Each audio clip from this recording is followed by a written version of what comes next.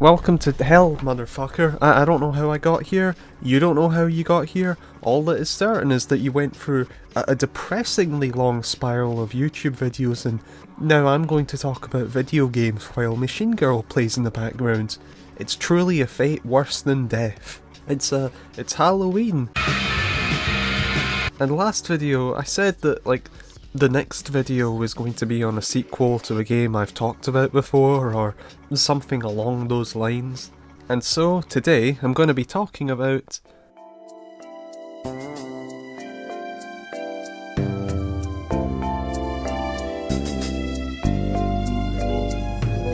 Condemned 2. I talked about the first one last Halloween, and so I guess this makes sense. Let's do it. Let's have a good time. A good jolly time. Let's have some fun. I was originally going to talk about Condemned 2 alongside Condemned 1, but I didn't bother. I'm what the kids call a lazy fuck. But I did play like half the game for that video, and it stuck with me. This past year it's been on my mind, feeling I need to give it another look, and since it's the best month of the year, I think now's the time to look at it. So I have to dig out my Xbox 360, which... what the fuck? Okay, the first Condemned was released on PC and the Xbox 360 while being backwards compatible on Xbox One. Nice. The PC port isn't perfect, but it's still very accessible nowadays. Condemned 2, however, PS3, Xbox 360, and that's it. I'm not sure why. These versions are fine. I found the Xbox 360 version a little laggy, but it's pretty standard as far as 7th gen console games go. It's just annoying. It's stranded on old consoles, which I'm annoyed about because video games deserve to be preserved, and it's not because I had to set up an Xbox 360. I do not have a dust allergy, and my cables are very well managed. Also, I have freakishly long arms and can totally reach to the floor behind my TV with no issue. This is fine. Anyway, now that we've clarified that I just care about video game preservation and that's all, what? So, you play as Ethan Thomas again. You know him from the last game, and this time he's gone a bit goth, but more importantly, he's become an edgy drunk after the last game. And I don't mean he's a bit rough, I mean that I don't think he's alive. Look at him. The label is sticking out of his shirt. Would you not have to, explicitly cause that? The aggressive drunk part of Ethan Thomas is so aggressive that it stomps out any semblance of Ethan Thomas from the first game. He's even voiced by someone else who is in absolutely everything. I'd like to give an example of what he's in, but I don't know what the example would be because he's in just everything. While Ethan Thomas wasn't an intensely interesting character in the first place, they took him in such an odd and cartoonish direction that it becomes something else entirely, and that kind of summarises the plot as a whole. I remember in my video on the first Condemned, I kind of downplayed the story. I said that it was just standard video game stuff, and I regret that because it's not really true. I still don't love the plot of that game, but it does what it sets out to do very well. The game is set in very grounded horror. You're a detective dealing with crime and creepy locations, but it's all set in a very grounded and real world, and so the story has you following a serial killer who is threatening and scary, but doesn't feel like some otherworldly god. What supernatural elements there are creep in near the end, and the game's mood feels more understated and subtle. It's not amazing, and I don't think the story stands out outside the game very well, but it ties the game together as a neat crime-based horror video game. It doesn't feel like lyrics so much as it feels like an album cover. It's there to summarise and tie the subject together, but it's a really good album cover, and I didn't realise how badly it could have gone until after I played this. The smaller scale and subtlety the first plot had are completely removed. There's even a bunch of parallels between this and Condemned 1, which show the shift in focus. Remember the birds dying in Condemned 1? It felt weird. It gives the unsettling feeling that something in the city is wrong, but it feels mysterious. Condemned 2 has a citywide problem as well, but it's full-on riots. Apparently the whole city is just in complete chaos. To be fair, Condemned 1 had unexplainable violence throughout the city, but It wasn't just everyone attacking everyone. Remember the house level in Condemned 1? It was a slow-paced, exploration-based section that spent most of its time building atmosphere. Condemned 2 has a similar mission with you following lines to explore the location, only this time it's a snow lodge rather than just a straight up house. Also, you get attacked by a bear and there are soldiers walking about the house who shoot you. It's like they took these scenarios from Condemned 1 and just turned them up, and this is consistent throughout the game. It's just a little bit crazy. It's like it knows as well. The first mission is insane, but it turns out to be a hallucination, and the next mission is fairly straightforward. It feels like a typical Condemned mission, with you going through this battered and abandoned hotel. So it makes you think, oh, the first mission must have been to hook you in, and the rest of the game is grounded like the first game. Then it hits you with the doll factory. What the fuck? This seems like a fairly normal doll factory, but then these zombie dolls come up to you and you have to kick them over, otherwise they explode. It's such an over-the-top and gamey idea, and then the factory sets on fire and you have to go through this burning building, and the fire damage is a bit fucked, but it's extreme and crazy, and this whole level comes together ending in a boss fight with a clown woman who wields a giant lollipop razor blade thing, and you kill her by throwing explosive babies at her. Is this Blood? Did I put the wrong game in? It doesn't go back to the grounded horror after this either. You fight a magician and a knight as bosses. Past this, the game has gone insane. It's off. I want to catch up to it, but I can't. It's wearing Heelys. The character of Condemned 1 is completely removed, but also the literal characters of Condemned 1 are changed so significantly that they're the same in name alone. I already mentioned Ethan, but Rosa is here and so is SKX. Rosa wears different clothes, has different hair, no longer has glasses, has lost like 50 pounds, and has a completely different personality. Like Ethan, she was never really an in-depth character, but she seems a lot less serious in this, and again, like Ethan, she has a different voice actor, which makes her just feel different. SKX is completely different too. He wears different clothes, has no hair, and has a different personality, but the different personality feels so noticeable with him because he had much more of a kind of presence in the first game. His personality was much more explicit since he was supposed to be threatening, so when they take away that crazy but powerful feeling to his personality and replace it with I'm Dajoka baby, it's like I'm assuming this is what Dead Rising 4 is like. I see the characters, they kind of look like who they're meant to be, kind of, but they're completely different. It further removes this from Condemned 1, and you might be thinking, why not just remove this from Condemned 1 entirely? If it goes for a completely different tone and has characters that feel completely different, why not just say it's its own thing? Well, you can't, because this is a direct sequel to Condemned 1. Not just characters are reused, but the whole plot is based around the cult from the first game, and plenty of aspects, like Ethan's change in character, require knowledge of the past game. It's as much of a sequel as it could be. But okay, put that aside and say it's its own thing. Forget what the previous game was like, this is a new thing. It's still not very good. It's both too silly and too serious. The whole thing is covered in a very schlocky occult feeling, which could be fun if the rest of the game wasn't incredibly sour. There's no humour in this at all, no levity of any kind, and I'm not asking for the game to be a comedy of course, but it's just so miserable. There's a moment in Condemned 1 where Rosa comments on Ethan's couch being ugly, and it's not a joke really, but it's humorous, it feels human. Just stuff like that could have at least pushed the game into feeling a bit more, fun and campy. Or not, you could play it very seriously if you want, but the content of exploding dolls and magicians doesn't reflect that, and so you'd want to change this to give it a more grounded tone. It's a similar problem to the game's connection as a sequel, it just doesn't feel dedicated in one particular way, so what you end up with is this awkward melt of different tones and ideas that don't fit together. It doesn't help either that the writing itself feels awkward. I didn't believe the main villain of the game was the actual main villain until the final boss, because he just comes off as this stupid bully.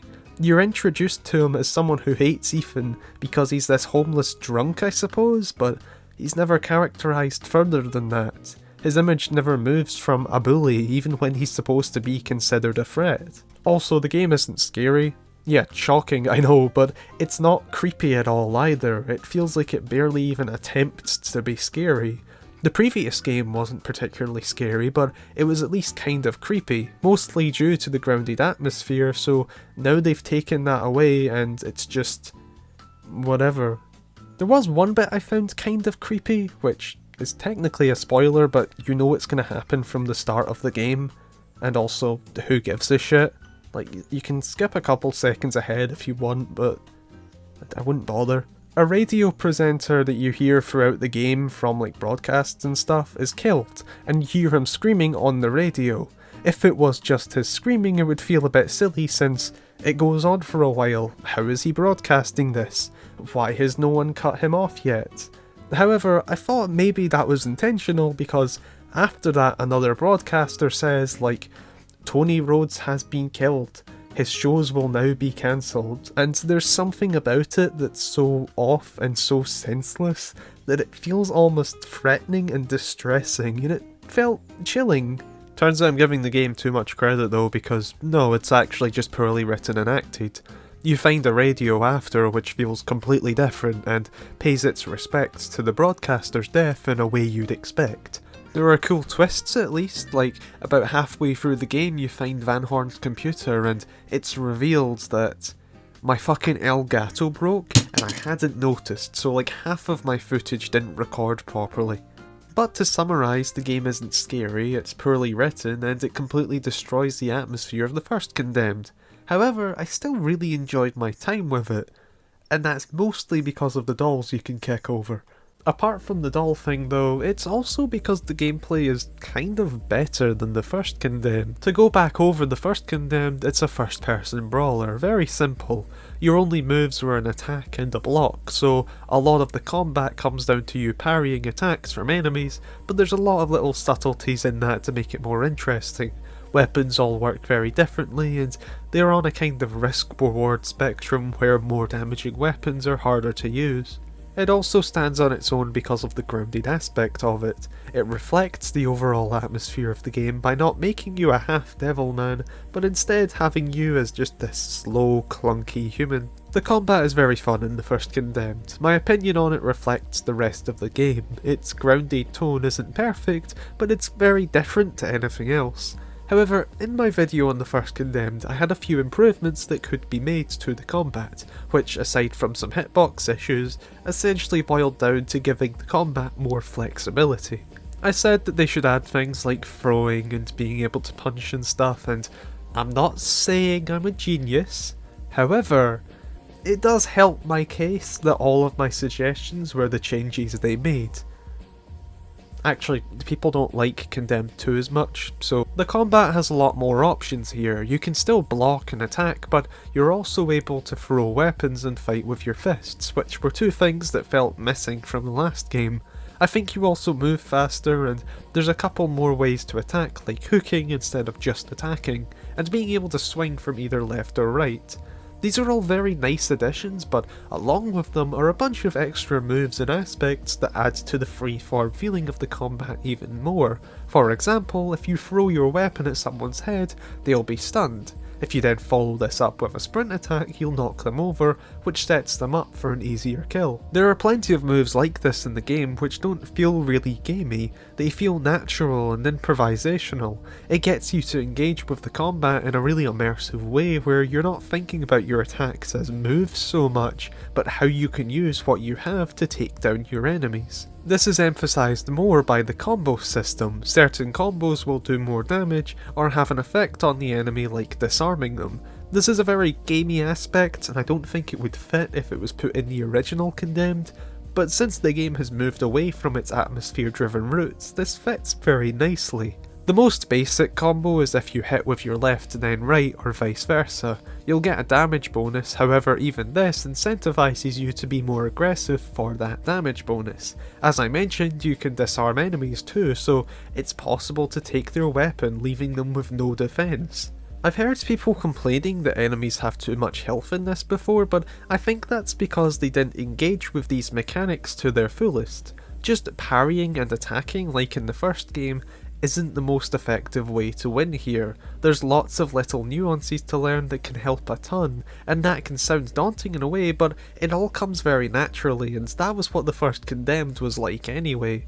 It naturally taught you to use tougher weapons, and you would slowly take the stabilizers of the faster weapons off to deal more damage. Condemned 2 is the exact same, except you start the game playing like the first one and gradually learn to be more improvisational and use everything to your advantage. Weapons even break, which doesn't really make sense in some cases, but it stops you from clinging to certain weapons like you're used to, and instead you're willing to toss them at enemies for a momentary advantage. And I'd feel bad if I didn't mention the many weighty and varied animations which make this combat system feel even more slimy. I don't know why I wrote slimy there. Going back to Condemned 1 feels really static after playing Condemned 2, because you have so much freedom here to deal with every encounter, and the original just didn't have that. Condemned 2 feels like a sandbox of edgy street fighting.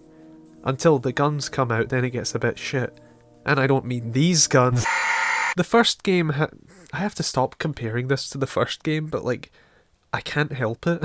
The first game had guns, but they were used very sparingly. I liked them because the firefights usually only had one person with a gun. You'd either find a gun on the ground or someone else would have it, and you'd have to be very careful fighting them. But once you had it, it was a very brief moment of power in a game that makes a point of you not being very powerful. It gives you less power than the vast majority of other FPS games, since you usually don't even have a full magazine of ammo, but it works to remind you that you usually don't even have that power. Also, you look cool as shit when you shoot someone with a shotgun. Condemned 2 though has frequent bursts of gunplay with everyone having a gun. You're not powerful because you're outnumbered, but at the same time you're not underpowered because there's plenty of ammo. You can only hold one magazine, but every enemy is going to drop plenty more ammo, so it's not really a concern. There are even boxes to refill ammo and give you more health, so it's not playing with any power dynamic, it's just sections where you have a gun. And those sections aren't very good either. This is essentially the same shooting as the first game. You can now aim down sights, and there's a system where Ethan's alcoholism means he can't aim down sights properly if he's not drunk. So you have to drink something to aim straight. This system doesn't really work though, because the alcohol's effects last for a long time, they have no downside, they give you more than enough of it, and aiming without the sights works just fine. In fact, a lot of the time it seems to work better. Aside from that, as I said, it's the same as the first game. You just aim and shoot. You can't even crouch to take cover, it's as basic as you can get. This was fine in the first game because it only lasted a short while and it was supposed to feel easier, but this has sections that are just shooting. To be fair, they're not the longest sections. I never felt that they were awful, they just get in the way a bit. Actually, there is one bit that was pretty awful where you're in a black, gooey environment and have to shoot enemies which are also black and gooey, and it's kind of a visual mess. But aside from that, these shooting sections don't get in the way too much, and I still feel like the combat is great fun, and it really deserves more credit. Not as much credit as Godfall. Something else Condemned 2 deserves more credit for are the changes to the investigations. These are a part of Condemned 1 that feels sort of tacked on just to make it a detective game. You can't fail them, you don't really have to think about them, it's just a couple clicks and then it's back to combat, like you're fucking muting Discord notifications. But here they've been overhauled into something else entirely. There are these kind of analysis moments where you're told to find something out. For example, how someone was killed and who they are. To find this out, you just have to look at them, look at their clothes, their wounds, check if there's any identification on them, just use deductive reasoning to solve the puzzle, like you're a detective. It can ask you to find very subtle details too, like identifying an object through diagrams in the environment, but it's never unfair. I never found myself looking up the answers online. The information is there and you can work it out easily enough, but it feels so cool to do so. This is very similar to the game Return of the Obra Dinn, a fantastic little puzzle game I recommend everyone play. However, this came out 10 years before it, in Condemned 2, a first-person horror brawler game. There are other puzzles as well, like the interviews with Rosa, where she'll tell you about the investigation and you have to make a point that furthers the research, like asking if a blood type on a weapon matches with a victim or something like that. I like these too. They're not as natural feeling as the other investigations, since the answer is a question and I just don't think that reads very well, at least for me. Also, I'm pretty sure Rosa's just a repeating GIF on your phone, like she's a streamer or something.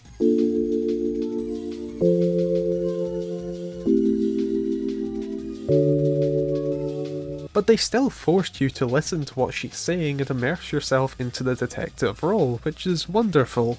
They did really well to capture the detective aspects they were going for in the previous game. The way they penalise you is very smooth as well, I think. A problem with a lot of detective games I find is that you can just guess your way through everything. Like, I need to be correct to progress the story, so a lot of games just let you restart from a checkpoint if you make a mistake. But this means that you can just narrow the answer down by failing. Condemned 2 fixes this issue by letting you fail. If you answer incorrectly, the game won't stop, you can just keep going, but you get a mark out of 5 for every puzzle, and these will affect your end mission ranking. So you want to put thought into every puzzle, and unless you're a disgusting save scummer, your answers will be final. It's still not too stressful though, because poor rankings will never ruin your save or anything like that. I should actually mention the ranking system. Based on the puzzles and how many collectibles you find, you'll either get a bronze, silver or gold rank at the end of the mission, and from that you'll get different bonuses like Doc Martens or the stun gun. It's like a really weird prize shop at a theme park. Remember the stun gun? I never really liked it in Condemned 1 because it just felt like a free hit, but here it has limited ammo you have to pick up, which I think works much better. It has some thought behind using it. Maybe too much thought because I never ended up using it, but I still think this is an improvement. In fact, these two aspects, the combat and the puzzles, mean that I do ultimately recommend the game, but at the same time, I still struggle to call it a good game. That's entirely because of the game's story and overall aesthetic, which feels so unfocused and random. When I think of Condemned 1, I think of exploring abandoned buildings not dissimilar to ones I've been in real life. I think of a familiar, relatable horror atmosphere you get from exploring these areas. Condemned 2 takes that away, but it doesn't really replace it with anything. It doesn't feel like it has an identity or aesthetic, and just kind of exists.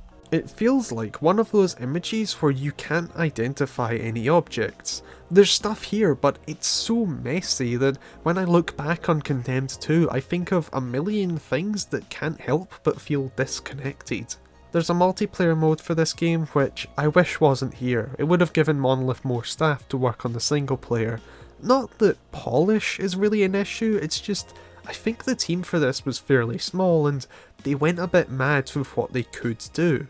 Also, because the multiplayer is now useless. It sounds neat, and there are barely any first-person multiplayer melee combat games, probably because that is the most specific tag ever, but apparently it wasn't very good, and now I just straight up can't find a match. However, with that said, the game is still good. It's just bad. I like it, I just don't think I really like it. I'm not explaining this any further, that should make perfect sense to you. I definitely recommend giving Condemned 2 a try. It's a very fun game with an incredibly unique and immersive combat system, along with fun, clever detective-y puzzles.